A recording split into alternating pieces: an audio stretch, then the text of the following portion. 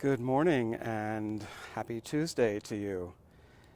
2 victories in 2 days. It's hard to even know how to process that.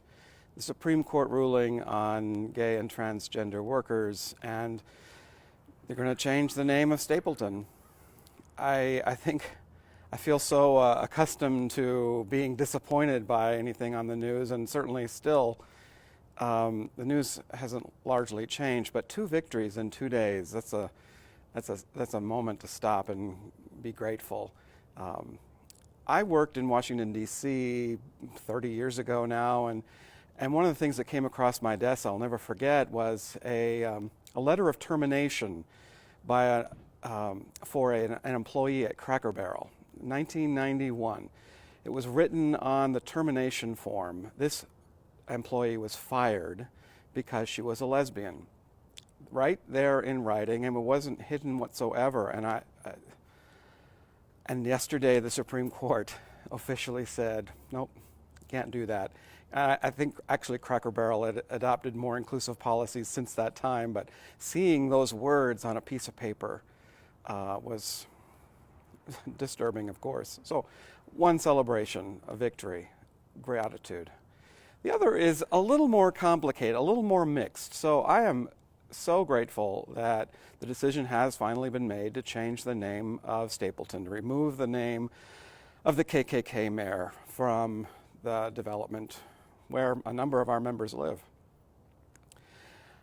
On the other hand, or in addition to that, I'm really disappointed that it came about this way and not when they had an opportunity to do it in such a positive and choice last summer. So in August, a vote was forced by the Master Community Association before the community was ready, a vote that was terribly flawed. And what we've heard in the news that, 65% of property owners voted against the name change last year. Well, that's not exactly true. Only property owners could vote, so that didn't include apartment owners or apartment livers, dwellers. It required only one vote per household. There was just a number of things about it. An attempt to get rid of the issue, I think, was mostly behind it.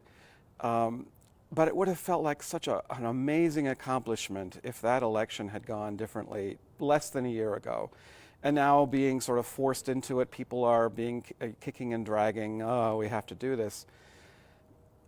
So I'm grateful the name Stapleton is leaving. But, it's just a twinge of it didn't have to be that way. And so I want to give thanks for the people who were involved in that effort, especially our member Kim Brewer, who was one of the key figures behind that. I know how much of a toll it took on people's lives and families.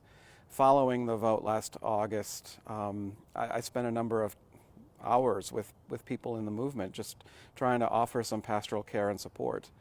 But I'm also grateful the church has been behind this effort. We have provided financial support to rename Stapleton. We were the place where they had their meetings and retreats.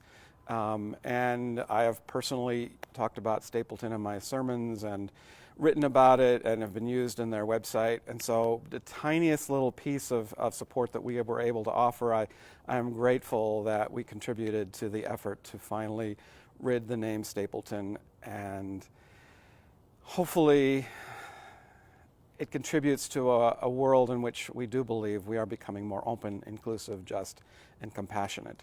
So 2 days, 2 victories. Let's pray for some more. Most of all, let's remember that the dedicated, hard work of many activists went into it, and I thank you.